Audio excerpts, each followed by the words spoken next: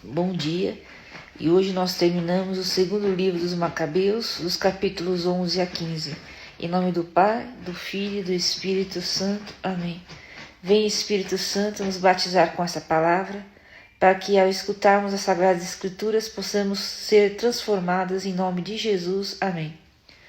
Capítulo 11. Judas vence Lísias.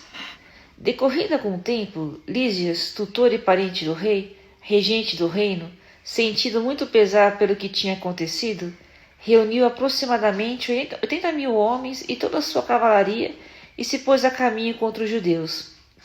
Estava resolvido a transformar Jerusalém numa cidade grega, submeter o templo ao imposto semelhante aos dos templos pagãos e oferecer em leilão a cada ano a dignidade de sumo sacerdote.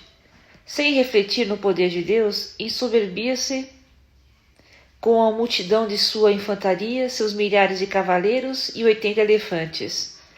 Penetrando, pois, na Judéia, aproximou-se de Bet-zur, que é uma praça forte, a cerca de 5 esquenos das vizinhanças de Jerusalém, e sitiou-a. Logo, porém, que Macabeus que estavam com ele souberam que Lísias sitiava suas fortalezas, rogaram ao Senhor, juntamente com o povo, entre gemidos e lágrimas, para que ele se dignasse enviar um bom anjo para salvar Israel.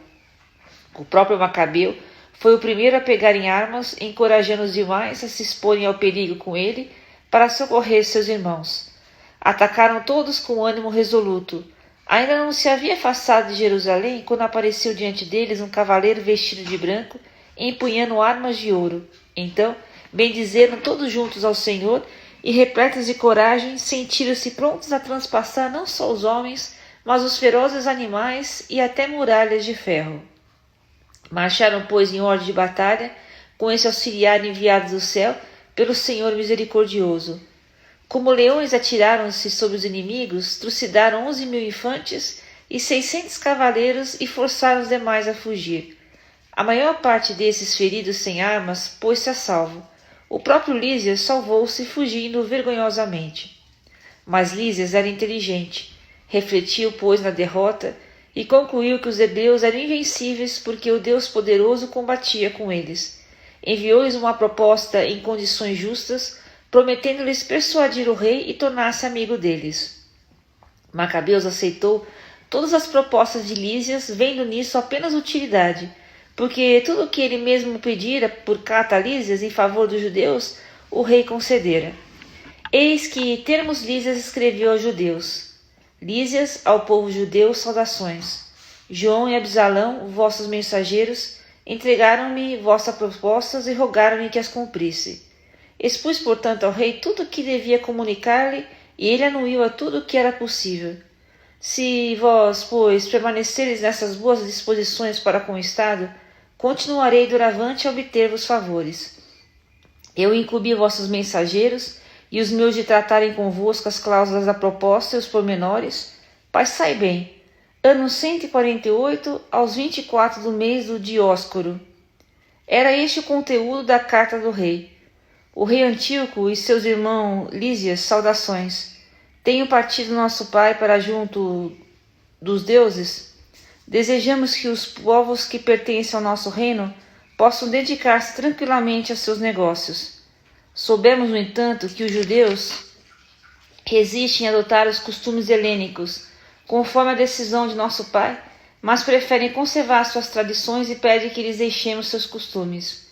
Querendo, pois, que esse povo viva igualmente em paz, decretamos que o templo lhes seja restituído e que possam viver segundo as leis de seus antepassados. Farás bem em lhes mandar mensageiros para concluir a paz com eles, de modo que, conhecendo nossas intenções, fiquem tranquilos e voltem sem receio a seus afazeres. Eis a carta do rei ao povo judeu. O rei Antíoco, ao conselho dos anciãos e aos demais judeus, saudações. Fazemos votos de que estejais passando bem. Também nós estamos com boa saúde. Contou-nos Menelau que desejais retornar aos vossos negócios. A todos os que viverem para o meio deles até o dia 30 do mês de Xântico, eu estenderei a mão. Permito também a judeus que usem seus próprios alimentos e sigam seus costumes como outrora. Nenhum deles será molestado por transgressões passadas, e incumbi Menelau de ir tranquilizai-vos. Passai bem. ano 148, no dia 15 do mês de Xântico. Do mesmo modo, os romanos enviaram aos judeus uma carta nesses termos: Quinto Mêmio e Tito Mânio, legados romanos ao povo judeu, saudações. Damos nosso assentimento a tudo o que Lísias, parente do rei, vos outorgou. Quanto ao que ele julgou necessário submeter ao rei, enviai-nos alguém sem demora, a fim de que após um exame possamos falar de modo mais vantajoso para vós, porque vamos para Antioquia. Apressai-vos, pois, em nos enviar mensageiros, para que saibamos bem quais são vossos desejos. Passai bem. Ano 148, no dia 15 do mês de Xântico. Capítulo 12. Castigo dos vizinhos hostis. Concluídos esses tratados, voltou Lísias para junto do rei, e os judeus voltaram aos trabalhos dos campos. No entanto, chefes militares locais como Timóteo e Apolônio, filho de Geneu, bem como Jerônimo e Demofonte, e além desses o cipriarca Nicanor, não lhes davam trégua nem os deixavam viver em paz. Por outro lado, os habitantes de Jope praticaram a seguinte infâmia: convidaram os judeus que habitavam entre eles a subirem com suas mulheres e filhos para barcas que eles haviam preparado. Não dava a entender qualquer má intenção escondida, mas pareciam proceder segundo uma decisão voltada pela cidade. Os judeus pacíficos e sem suspeitarem anuíram, mas quando chegaram ao alto mar foram afogados em número de 200 pelo menos. Mal soube Judas do crime praticado contra a gente de sua nação, convocou seus homens. Depois de ter invocado a Deus, justo juiz, foi contra os carrascos de seus irmãos, e de noite ateou fogo ao porto, incendiou as embarcações e passou a fio de espada o que ali se haviam refugiado. Como a cidade mesma estivesse fechada, afastou-se, mas com a intenção de voltar e exterminar todos os habitantes de Jope. Por outro lado, informado de que os habitantes de Jâmnia queriam tratar do mesmo modo os judeus que viviam com eles, atacou-os naquela mesma noite e incendiou o porto e a esquadra. De Jerusalém, que dista 240 estádios, podia-se observar o clarão do fogo. Percorridos já 9 estádios no seu avanço contra Timóteo, lançaram-se sobre eles os árabes em número de pelo menos 5.000 a pé e 500 a cavalo. Travou-se um combate violento, mas com a ajuda de Deus, os soldados de Judas venceram-nos. Vencidos, os árabes lhe pediram paz, prometiam dar gado aos judeus e os auxiliariam de outras maneiras. Crendo que, na verdade, eles lhe poderiam ser úteis, Judas aceitou a paz com eles e, concluída esta, regressaram às suas tendas. Em seguida, atacou Judas uma cidade forte, chamada Caspi, cercada de muralhas, habitada por uma mistura de povos. Confiados na firmeza de seus muros e na abundância de suas provisões, os sitiados mostraram-se excessivamente grosseiros contra as tropas de Judas, lançando-lhe injúrias, blasfêmias e palavras ímpias. Judas, juntamente com seus, invocaram um grande Senhor do mundo, que no tempo de Josué derrubou os muros de Jericó sem arrietes nem máquinas de guerra. Depois investiram furiosamente contra a muralha. Uma vez senhores da cidade pela vontade de Deus, praticaram uma horrorosa carnificina, a ponto de um tanque vizinho com a largura de 2 estádios parecer cheio de sangue que ali se derramou. Dali, após uma marcha de 750 estádios, chegaram a Cáraca, onde habitavam judeus chamados tubianos. Não encontraram ali, todavia, Timóteo. Ele tinha se retirado sem ter conseguido nada, mas deixara num posto uma guarnição muito forte. Dositeu e Sósipatro, que comandavam tropas de Macabeu, foram atacar esse posto fortificado e mataram todos os homens que Timóteo ali havia colocado, isto é, mais de 10.000. Macabeu dividiu então seu exército e confiou a cada um deles uma parte, e em seguida foi contra Timóteo, acompanhado de 120.000 infantes e 2.500 cavaleiros. Logo que teve conhecimento da chegada de Judas, Timóteo conduziu as mulheres, as crianças e as bagagens para o lugar chamado Carnion, porque era um lugar tornado inexpugnável pelos desfiladeiros e de acesso muito difícil. Quando apareceu o primeiro exército de Judas, o terror apoderou-se logo dos inimigos, porque aquele que vê todas as coisas manifestou-se a seus olhos. Puseram-se imediatamente em fuga desordenada, ferindo-se constantemente uns aos outros, e transpassando-se com suas próprias espadas. Judas perseguiu encarniçadamente esses malfeitores, matando e massacrando até 30.000 homens.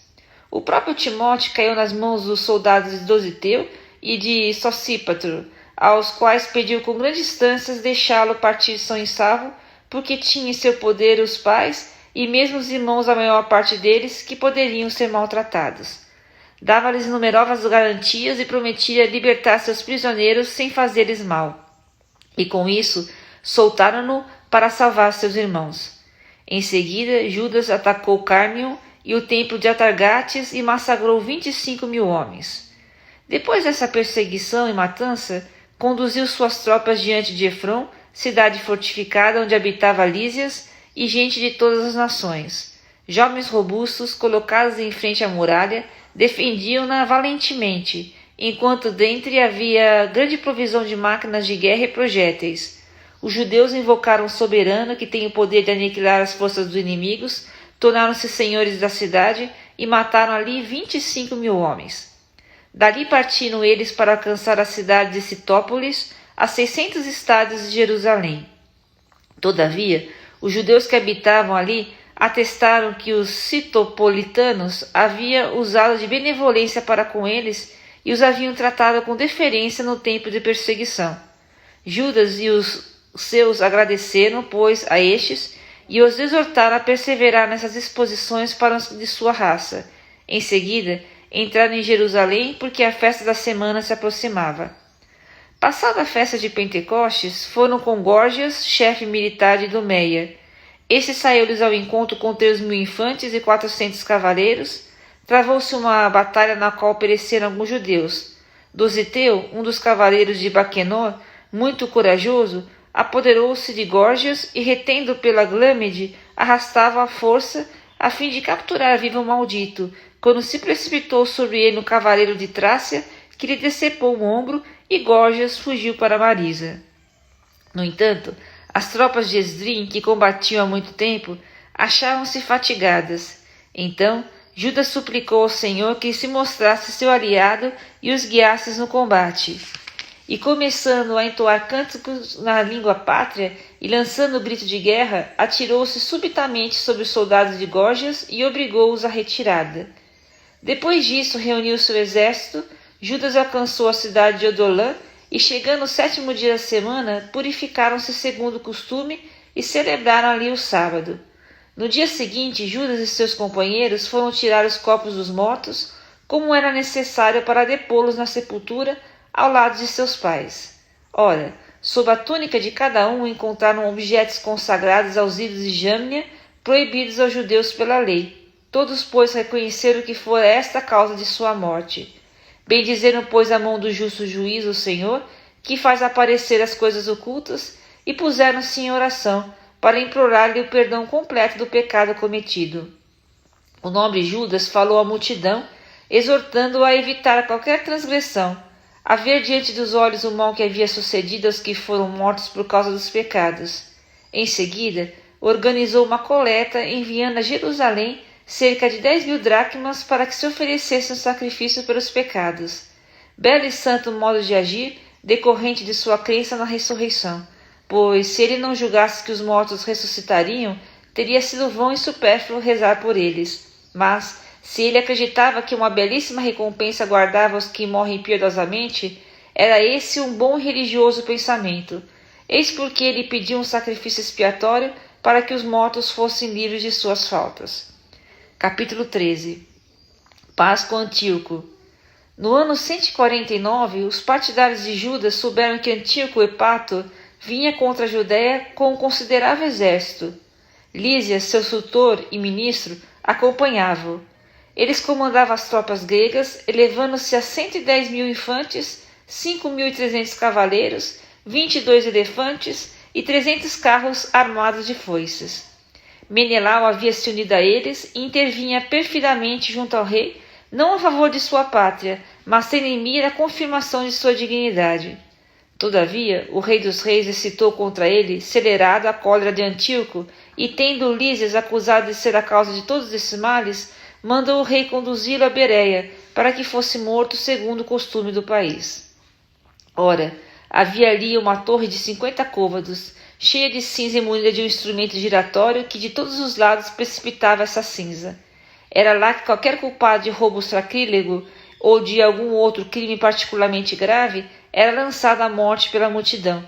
Foi nesse suplício que morreu Menelau, o prevaricador, que não recebeu assim sepultura alguma. E isso foi justo, porque ele havia pecado bastante contra o altar que sustenta o fogo puro e a cinza, e foi na cinza que ele encontrou a morte.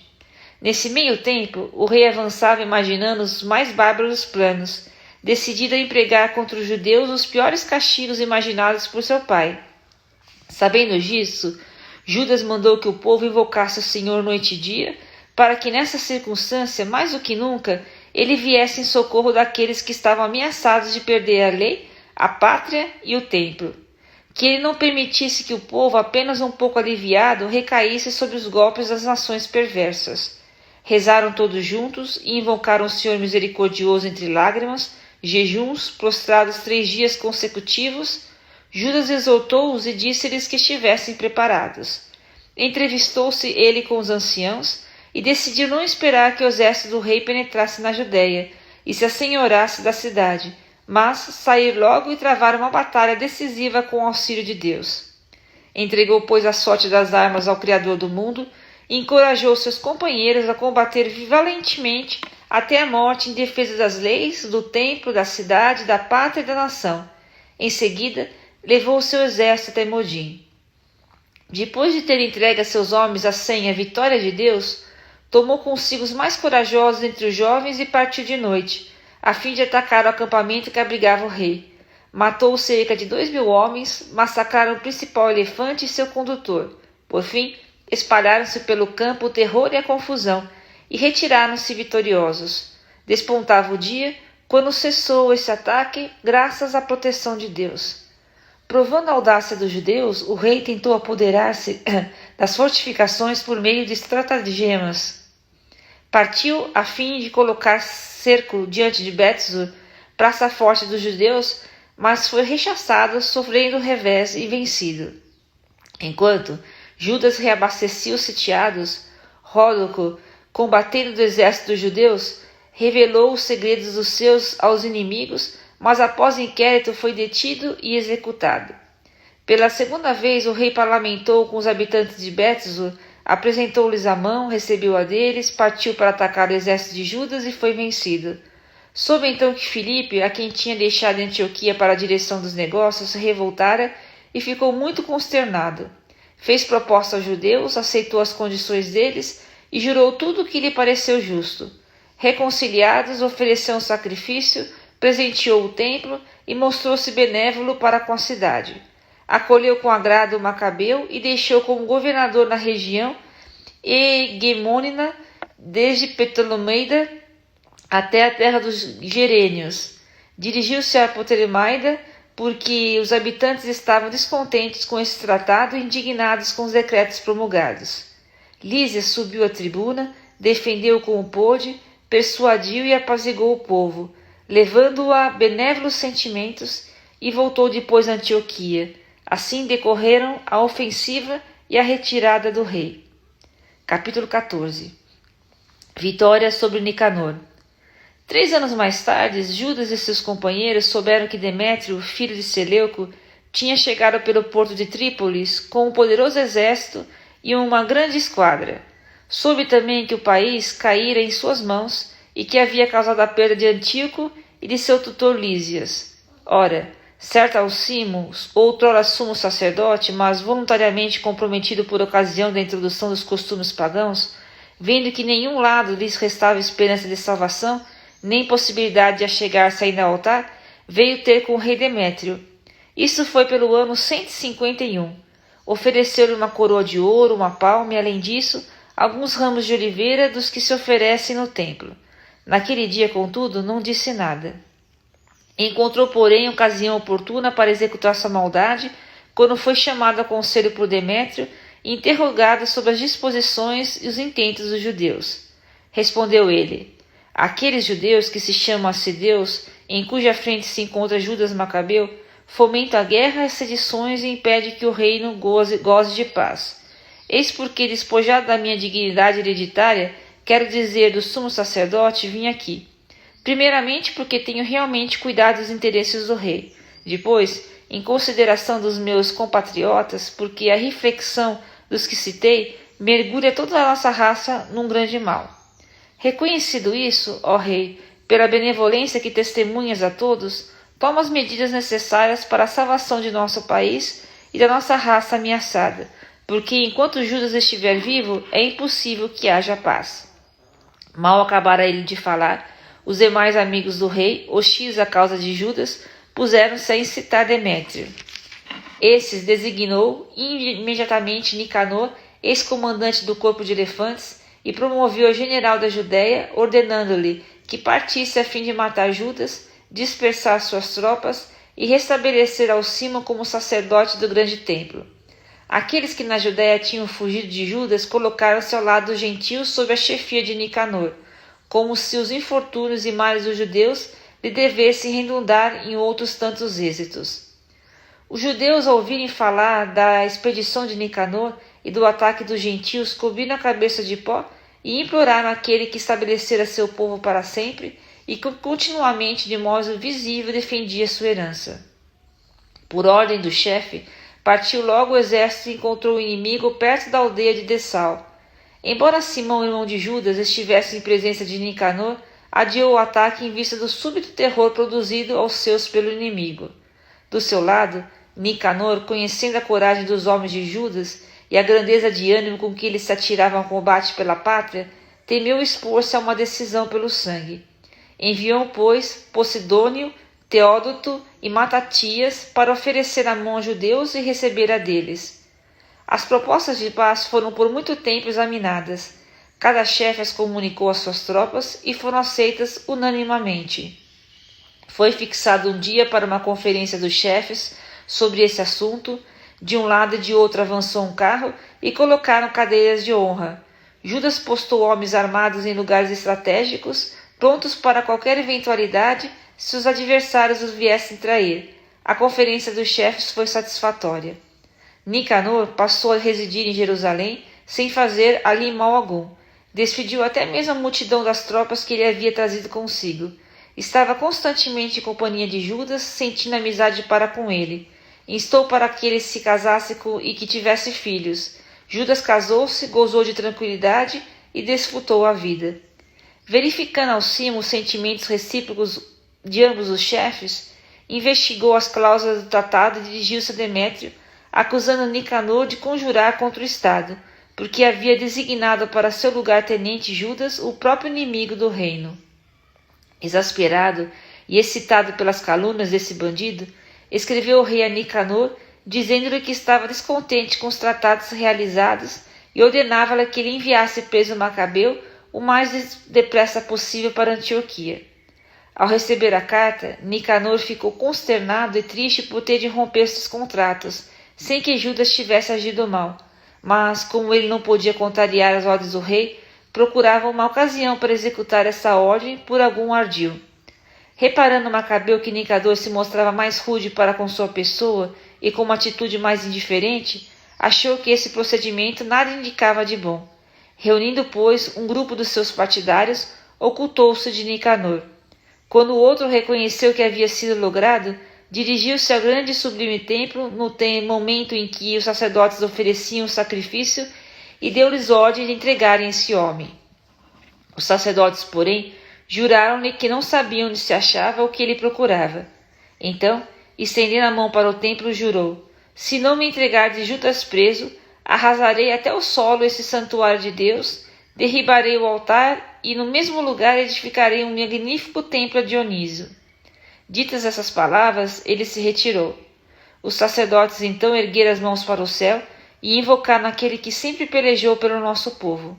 Senhor do universo, exclamaram eles, vós que bastas a vós mesmo, quisestes possuir entre nós um templo por habitação, ó fonte santa de toda santidade, conservai, pois, sempre livre de toda profanação esta casa que há pouco foi purificada.